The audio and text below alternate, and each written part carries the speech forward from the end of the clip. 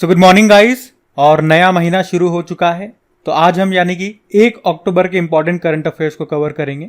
तो इस प्रश्न में आपसे पूछ रहे हैं अभी 19वें एशियन गेम्स में रोहन बोपन्ना और ऋतुजा भोसले की जोड़ी ने स्वर्ण पदक जीता है। उनका संबंध किस खेल से है? तो आंसर होगा टेनिस। तो हमेशा की तरह पहले मैं आपको इसके बेसिक जो पॉइंट्स हैं वो रिवाइज कराऊं। एशियन गेम्स 2024, इस बार इसका 19वां संस्करण है। कब से कब तक? 23 सितंबर से 8 अक्टूबर तक। कौन होस्ट कर रहा है? चाइना के हांगझाओ में। और इसमें जो भारतीय टीम गई है उसको स्पॉन्सर कर रहा है अमूल। और इसमें उद्घाटन समारोह में भारतीय ध्वजवाहक फ्लैग बियरर 2 खिलाड़ी हैं, हरमनप्रीत सिंह जो कि मेंस हॉकी टीम के कैप्टन है और लवलीना बोर्गोहेन जो कि एक बॉक्सर है। और प्रश्न की बात करें तो अभी टेनिस में रोहन बोपन्ना और ऋतुजा भोसले की जोड़ी ने मिक्स्ड डबल इवेंट में गोल्ड जीता है और इन्होंने फाइनल में ताइवान की जोड़ी को हराया। तो इस तरह से ये हमारा एशियन गेम्स में 9वां गोल्ड है।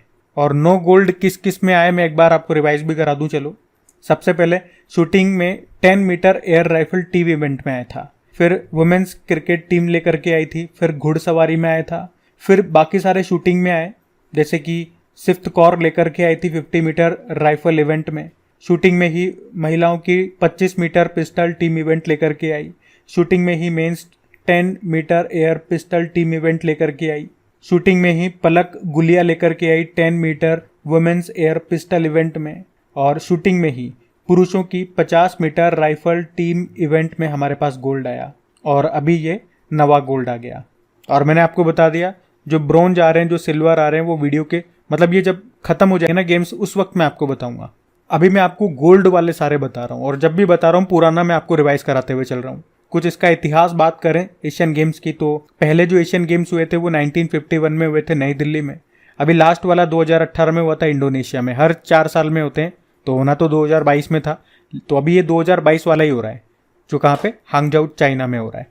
अब अगले बार जो होंगे 2026 में वो कहाँ पे होंगे? जापान में होंगे। तो ये आपको ध्यान रखने हैं। अभी हम बढ़ते हैं आगे। फिर बताइए अभी हाल ही में किसे 2023 का शस्त्र रामानुजन पुरस्कार मिला? तो आंसर होगा रैक्सी यांग झांग। तो अमेरिका के कैलिफोर्निया यूनिवर्सिटी में सहायक प्रोफेसर हैं ये गणितज्ञ, जिनका नाम है रैक्सी यांग झांग। और अभी इन्हीं को 2023 का शस्त्र रामानुजन पुरस्कार से इनको सम्मानित किया गया। ये पुरस्कार गणित के क्षेत्र में उनके उल्लेखनीय योगदान के लिए मिला है और इसमें इन्हें पुरस्कार के रूप में $10,000 की राशि मिलेगी। तो ऐसे याद रखना, बड़ा अजीब सा नाम है इनका, ऐसे याद रख लो, रिक्शे वाला झांग, रैक्सी यांग। अच्छा, ये आपको याद है श्रीनिवास रामानुजन जी की जो जयंती होती है उस दिन को हम नेशनल मैथमेटिक्स डे के रूप में मनाते हैं। किस दिन? 22 दिसंबर को। और वैसे अंतर्राष्ट्रीय गणित दिवस कब होता है? 14 मार्च को होता है। वैसे आप जानते हो जो गणित का नोबेल पुरस्कार किसे कहा जाता है? एबेल पुरस्कार को कहा जाता है। और अभी 2023 का ये मिला था लुइस कैफरेली को। बाकी अभी विश्व शांति पुरस्कार 2023 मिला नरगिस मोमंड हसनजई को, ये अफगानी महिला है। और अंतर्राष्ट्रीय एनी पुरस्कार मिला था प्रोफेसर थलापिल प्रदीप को। अभी यहाँ पे 2023 के कुछ और इंपॉर्टेंट अवार्ड्स में आपको रिवाइज कराऊंगा, तो ध्यान से सुनना। जैसे कि अभी मातृभूमि बुक ऑफ द ईयर 2023 मिला डॉक्टर पेगी मोहन को। राजा राम मोहन रॉय 2023 अवार्ड मिला पत्रकार एबी के प्रसाद को। प्रेसिडेंट कलर अवार्ड मिला हरियाणा पुलिस को। एंटरप्रेन्योर ऑफ द ईयर 2022 ये मिला सज्जन जिंदल को। चिल्ड्रन चैंपियन अवार्ड 2023 मिला तपोवन को, ये असम का एक एनजीओ है। मिस इंडिया 2023 का खिताब जीता नंदिनी गुप्ता ने, ये कोटा राजस्थान से है। लता दीनानाथ मंगेशकर पुरस्कार मिला था अभी आशा भोसले को। ग्लोबल गोल्ड अवार्ड ये पावर ग्रिड कॉरपोरेशन को मिला था और ये हमारी 11वें नंबर की महारत्न कंपनी बनी थी। केरल शील्ड्स पुरस्कार 2023 मिला फातिमा असगर को। और डॉक्टर BR अम्बेडकर पुरस्कार 2023 का मिला था उत्तर प्रदेश के मुख्यमंत्री योगी आदित्यनाथ। तो आज मैंने आपको 2023 के ये टॉप 10 इंपॉर्टेंट क्वेश्चंस रिवाइज कराए और इनको याद करने का यही तरीका है, बार बार इनको रिपीट करते रहो, रिवाइज करते रहो। अभी ये शीट आप देखोगे, अगर डेली करंट अफेयर्स पढ़ते होंगे तो 2-3 बार मैंने आपको रिवाइज करा दी और अब ये आपको याद होने लगी होगी। इसीलिए मैं कहता हूँ जो हमारी रिविजन वाली वीडियो आती है उसको आप जरूर देखा करें, जहाँ पे हमने जनवरी 2023 से रिविजन करना स्टार्ट किया है। अभी फरवरी के लास्ट में हम पहुंच गए। अब जिसने स्टार्टिंग से उस वीडियो को देखना शुरू किया है, पता भी नहीं लगा कब फरवरी एंड पे आ गए, और इस तरह से आपको पता भी नहीं लगेगा। अगर आप में से अभी तक किसी ने एक बार भी वो रिवीजन वाली क्लास नहीं देखी है तो एक बार मेरे कहने पे जरूर देखिएगा। अगर आपको अच्छा लगता है तो ही कंटिन्यू करना, लेकिन एक बार देखोगे तभी तो पता लगेगा। वो इंग्लिश और हिंदी दोनों मीडियम में है। अभी बढ़ते हैं आगे। चलो फिर बताओ, अंतर्राष्ट्रीय वृद्धजन दिवस कब मनाया गया? तो आंसर होगा 1 अक्टूबर को। तो हर साल 1 अक्टूबर को international day of older person के रूप में मनाया जाता है। और इस बार की थीम क्या है? थीम इस बार की बहुत बड़ी है, तो आपको याद रखने की ज़रूरत नहीं है। अच्छा, वैसे मैं आपको एक पॉइंट बता दूं, देखो वृद्ध जनों से यानी कि ओल्डर पर्सन से 3 डे आपको मिलेंगे पूरे साल में। एक तो ये हो गया अंतर्राष्ट्रीय वृद्धजन दिवस, एक होता है विश्व बुजुर्ग दुर्व्यवहार दिवस, world Elder abuse awareness day, वो 15 जून को होता है। और एक विश्व वरिष्ठ नागरिक दिवस भी होता है, वर्ल्ड सीनियर सिटीजन डे, वो 21 अगस्त को होता है। तो ये तीनों डेज आपको याद रखने हैं ताकि आप कंफ्यूज न रहो। और अक्टूबर का महीना स्टार्ट हो चुका है, और आपको पता है जैसे जैसे हम महीने में आगे बढ़ते जाएंगे डे वाला प्रश्न आएगा, उस महीने के सारे पुराने डेज मैं आपको रिवाइज कराता हुआ चलूंगा। तो बस आपको यही कोशिश करनी है कि महीने के स्टार्टिंग से जब जब डे वाला प्रश्न आए तो वो बोल बोल के आप याद करो। जब भी मैं आपको रिवाइज कर रहा हूं तो बोल बोल के याद करो। उससे आप देखोगे महीने के एंड में सिर्फ इस क्लास को देखने मात्र से ही आपको 60-70% डेज याद हो जाएंगे। बाकी थोड़ा बहुत अपना प्रयास करोगे तो 100% हो जाएंगे। तो अभी बढ़ते हैं आगे।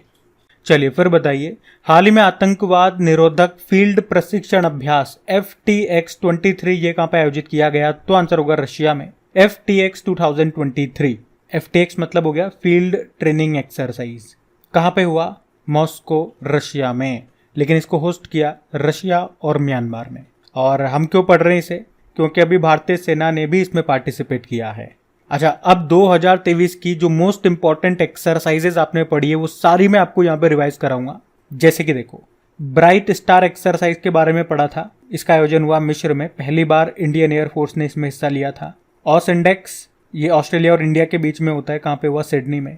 एक सीसेट एक्सरसाइज, इसका आयोजन हुआ था सिंगापुर में और पहली बार इंडिया ने इसमें हिस्सा लिया था। सीसेट मतलब होता है south east Asia corporation and training. फिर उसके बाद तरंग शक्ति एक्सरसाइज, इसका आयोजन करेगी इंडियन एयरफोर्स, लेकिन 2024 में करेगी और लगभग 12 देश इसमें हिस्सा लेंगे। एक जायद तलवार एक्सरसाइज हमने पढ़ी थी, भारत और यूनाइटेड अरब अमीरात के बीच में हुई थी दुबई में। पैसेज एक्सरसाइज ये भारत और सऊदी अरब के बीच में हुई थी जेद्दा, सऊदी अरब में। एक टेलिस्मैन सेबर एक्सरसाइज ये ऑस्ट्रेलिया में हुई थी और भारत इसमें पर्यवेक्षक देश, ऑब्जर्वर कंट्री था। अभी ऑस्ट्रेलिया में आपको याद है मालाबार एक्सरसाइज भी हुई थी जिसमें क्वाड देश हिस्सा लेते हैं। क्वाड में 4 देश होते हैं, ऑस्ट्रेलिया, भारत, जापान और USA। फिर एक कोमोडो एक्सरसाइज ये इंडोनेशिया में हुई थी, भारत ने भी इसमें हिस्सा लिया था। और जिमेक्स एक्सरसाइज ये भारत और जापान के बीच में हुई थी अभी विशाखापत्तनम में।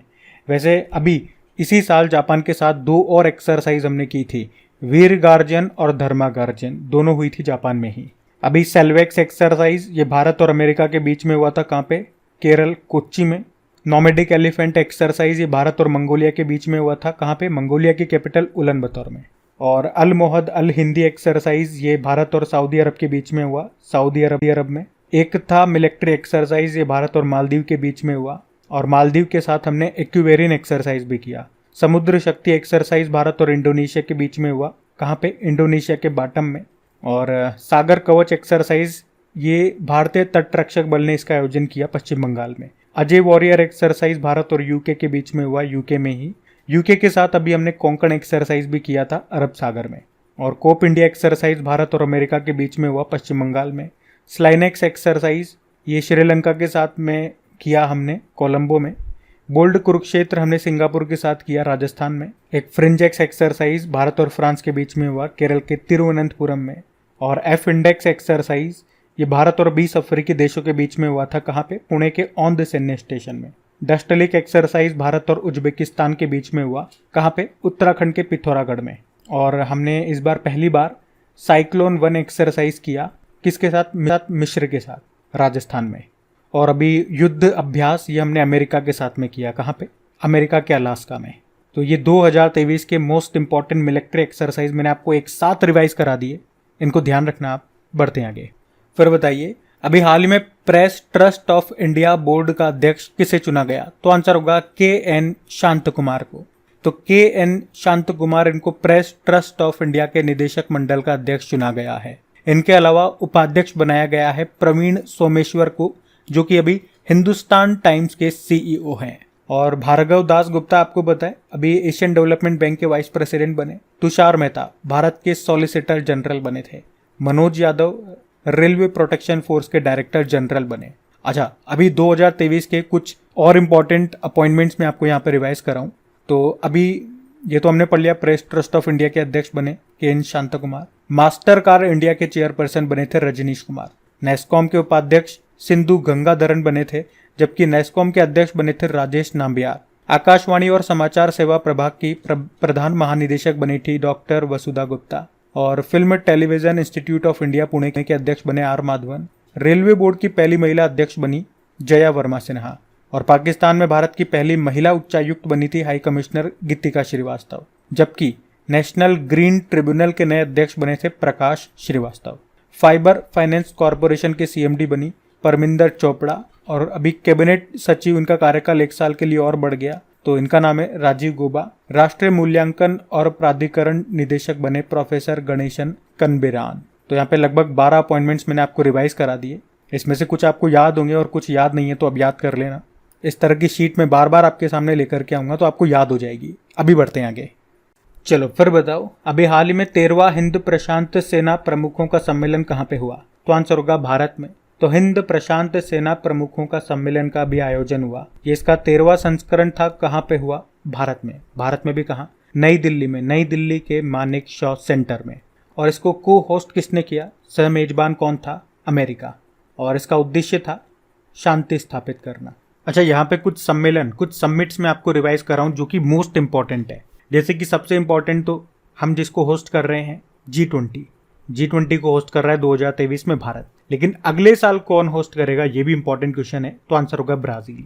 वैसे भारत इस बार शंघाई कोऑपरेशन ऑर्गेनाइजेशन को होस्ट कर रहा है, ये भी याद रखना। बाकी बात करें ब्रिक्स की, तो ब्रिक्स की अध्यक्षता किसके पास है 2023 में? South Africa. अभी G7 समिट का आयोजन किसने किया? जापान ने, जापान के हिरोशिमा शहर में। और यहीं पे अभी क्वाड समिट का आयोजन भी हुआ था। और अगले साल क्वाड समिट को होस्ट कर रहा है भारत, ये भी याद रखना। अभी जो आसियान समिट हुई थी, ये हुई थी इंडोनेशिया के जकार्ता में।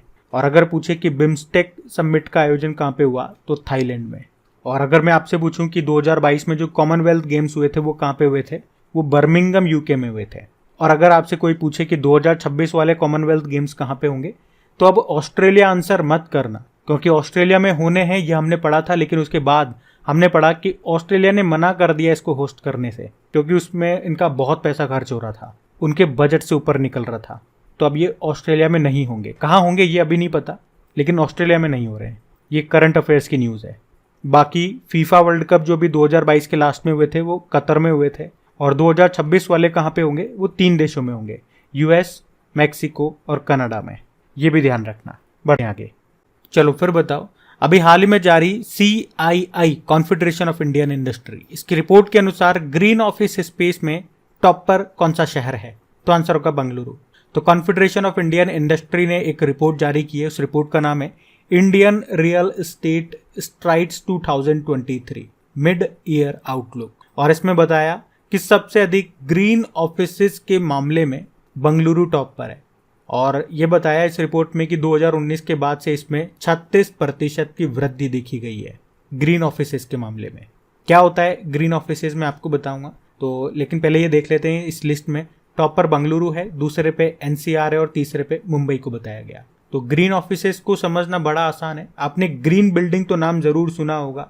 तो इस तरह की ग्रीन बिल्डिंग होती है, पेड़ पौधे लगे रहते हैं, तो वो ग्रीन बिल्डिंग है और ये ग्रीन ऑफिस है। वहाँ पे पूरी बिल्डिंग की बात की जा रही है, यहाँ पे ऑफिसेस की बात की जा रही है जिसमें पेड़ पौधे लगे हुए हों, अंदर भी बाहर भी। और मतलब इस तरह से वो ऑफिस डिज़ाइन हो कि वहाँ पे नेचुरल लाइट का ज़्यादा से ज़्यादा इस्तेमाल हो, अच्छी स्वच्छ हवा मिल सके। तो ये आपका ग्रीन ऑफिस हो गया। तो उस मामले में मतलब सबसे ज़्यादा इस तरह के ग्रीन ऑफिसेज अभी भारत में कहाँ मिलेंगे? बेंगलुरु में मिलेंगे, ये रिपोर्ट में बताया गया। वहाँ पे पानी को अच्छे से रिसाइकिल किया जाता हो और उसका संरक्षण होता हो, ये सब इसमें आते हैं। और वैसे तो ये रैंकिंग वाला प्रश्न है, और जब भी रैंकिंग का प्रश्न आता है 2023 की सारी इंपॉर्टेंट रैंकिंग में आपको रिवाइज कराता हूँ। लेकिन अभी हम कंटिन्यू कई बार उसको रिवाइज कर चुके हैं, तो अभी कुछ हटके एक काम करते हैं। बेंगलुरु में आपको कुछ इंपॉर्टेंट पॉइंट जो बेंगलुरु अभी न्यूज़ में रहा वो आपको रिवाइज कराऊँ। तो एक तो आपको याद होगा देश में पहली बार भूमिगत बिजली ट्रांसफार्मर स्टेशन ये कहाँ पे स्थापित हुआ? बेंगलुरु में। और झीलों से खरपतवार हटाने के लिए जल दोस्त एयरबोट को लॉन्च किया था, कहाँ पे? बेंगलुरु में ही। और नितिन गडकरी जी ने कहाँ पे मिथेनॉल से चलने वाली पहली बसों का अनावरण किया था? बेंगलुरु में ही। बेंगलुरु, इसे सिलिकॉन वैली ऑफ इंडिया भी कहा जाता है। यहीं पे आपको इन्फोसिस का, विप्रो का, हिंदुस्तान एरोनॉटिकल लिमिटेड का और इसरो का हेडक्वार्टर मिलेगा। तो ध्यान रखना, ये बढ़ते हैं आगे। चलो फिर बताओ, अभी हाल ही में वैज्ञानिकों ने 8वें महाद्वीप का नक्शा जारी किया है। ये महाद्वीप का नाम क्या है? तो आंसर होगा जीलैंडिया। वैसे इसके बारे में हम बहुत पहले भी पढ़ चुके हैं, 2017 में हमने इसके बारे में पढ़ा था जब इसे खोजा गया था। पर अब वैज्ञानिकों ने इसका नक्शा जारी कर दिया है और इस 8वें महाद्वीप का नाम याद रखना जीलैंडिया है। मैं आपको इसके बारे में बताऊं तो जो आपका ऑस्ट्रेलिया है और उसके नीचे न्यूजीलैंड है, तो वहीं पर है ये, मतलब न्यूजीलैंड इसी का पार्ट है। इसके बारे में बताया गया कि इसका 94% हिस्सा तो समुद्र के नीचे है, जबकि 6% जो हिस्सा है वो पानी के बाहर है, जिसमें न्यूजीलैंड और छोटे छोटे द्वीप समूह मौजूद हैं। वैज्ञानिकों का यह भी कहना है कि ये महाद्वीप गोंडवाना नाम का एक सुपर कॉन्टिनेंट हुआ करता था, उसी का ये हिस्सा है। करीब 10.5 करोड़ साल पहले ये गोंडवाना से अलग हो गया था। गोंडवाना लैंड आपने सुना होगा ना, उसी की ये बात कर रहे हैं। तो इस ध्यान रखना, बस इसमें ध्यान रखने वाली यही बात है, इसका नाम ध्यान रखना। बढ़ते हैं आगे। चलो फिर बताओ, अभी हाल ही में एशियन पेंट्स के सह संस्थापक का निधन हो गया, उनका नाम अश्विन दानी। तो एशियन पेंट्स के सह संस्थापक और गैर कार्यकारी निदेशक थे अश्विन दानी और इनका भी निधन हो गया। अभी 79 वर्ष की उम्र में इनका निधन हुआ। एशियन पेंट्स, इसकी स्थापना हुई थी 1942 में, लेकिन वर्तमान में एमडी सीईओ कौन है? अमित सिंघले। अच्छा, इसी तरह कुछ और इंपॉर्टेंट नाम मैं आपको बता रहा हूँ जिनका अभी हाल ही में निधन हुआ। एक तो पावर पॉइंट बनाने वाले सॉफ्टवेयर डेवलपर थे डेनिस ऑस्टिन, इनका निधन हो गया। जॉन वॉर्नेक, ये अडोब के सह संस्थापक थे, इनका निधन हो गया। और लिथियम आयन बैटरी के आविष्कारक थे जॉन बी गुडेनफ, इनका निधन हो गया। इंटेल के सह संस्थापक थे गॉर्डन मूर, इनका निधन हो गया। और अभी डॉली भेड़ क्लोन के निर्माता थे इयॉन विल्मुट, इनका निधन हो गया। सुलभ इंटरनेशनल के सह संस्थापक थे बिंदेश्वर पाठक, इनका निधन हो गया। टॉयलेट मैन ऑफ इंडिया इनको कहा जाता था, याद रखना। तो ये कुछ इंपॉर्टेंट नाम है, इनका हाल ही में निधन हो गया, ये चर्चा में थे तो ध्यान में रखना। बढ़ते आगे। चलो फिर बताओ, हाल ही में जारी रिपोर्ट के अनुसार सबसे मूल्यवान कंपनी कौन सी बन गई? तो आंसर होगा टीसीएस। तो अभी कांतार की एक रिपोर्ट आई है और उसमें बताया कि 2022 में भारत की मोस्ट वैल्यूएबल कंपनी रही है टीसीएस, जिसने सबसे लंबे समय से टॉप पे रही एचडीएफसी को पीछे छोड़ दिया। मतलब वैल्यूएशन के हिसाब से इसके अनुसार टीसीएस नंबर 1 पे है, एचडीएफसी दूसरे स्थान पे आ गई और तीसरे स्थान पे इन्फोसिस है। अच्छा, एक प्रश्न मेरा आपसे रहेगा, बड़ा सीधा सा प्रश्न है और मेरे ख्याल से आप में से जो समझदार हैं वो समझ गए होंगे कि क्या प्रश्न है। कि अभी इन्फोसिस के अभी 2 खिलाड़ियों को ब्रांड एम्बेसडर बनाया गया था, उनके नाम बताओ और वो किस देश के हैं। टेनिस प्लेयर हैं वो दोनों, बताओ आप। टीसीएस की बात करें तो इसकी स्थापना होती है 1968 में। हेडक्वार्टर इसका मुंबई में है और चेयरमैन कौन है? नटराजन चंद्रशेखरन। तो गाइज, ये था आज का आपका करंट अफेयर्स वाला सेशन। कैसा लगा आपको? अगर अच्छा लगा तो वीडियो को प्लीज लाइक जरूर कर देना, अगर अभी तक नहीं करा तो। कर दिया तो बहुत बहुत शुक्रिया। और साथ में एक एहसान और करना, इसे अपने दोस्तों के साथ में शेयर जरूर करना। वो तो आपने नहीं किया होगा, लेकिन अब कर देना प्लीज दोस्तों के साथ। और जो भी आपके स्टडी ग्रुप्स होते हैं, व्हाट्सएप पे, टेलीग्राम पे, इंस्टा, फेसबुक, जहां पर भी हो, शेयर कर देना धमाधम। तो फिर मैं अभी आपको कल के करंट अफेयर्स का रिवीजन करा देता हूं धमाधम। तो पहला प्रश्न पूछा था कि 19वीं एशियन गेम्स में पलक गुलिया ने गोल्ड जीता, उनका संबंध किससे है? शूटिंग से।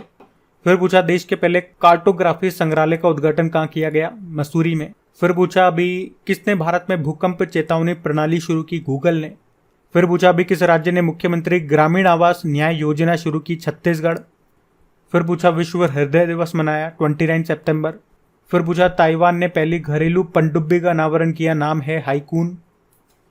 फिर पूछा अभी किस राज्य ने मुख्यमंत्री अल्पसंख्यक उद्यमी योजना शुरू की? बिहार ने। फिर पूछा अभी इंडस ऐप स्टोर को किसने लॉन्च किया? फोन पे। फिर आपसे पूछा नेशनल कॉलिंग नाम की बुक को किसने लिखा? सोनल गोयल ने। और आखिरी प्रश्न पूछा था कि एसबीआई लाइफ इंश्योरेंस के एमडी सीईओ कौन बने? अमित झिंगरन।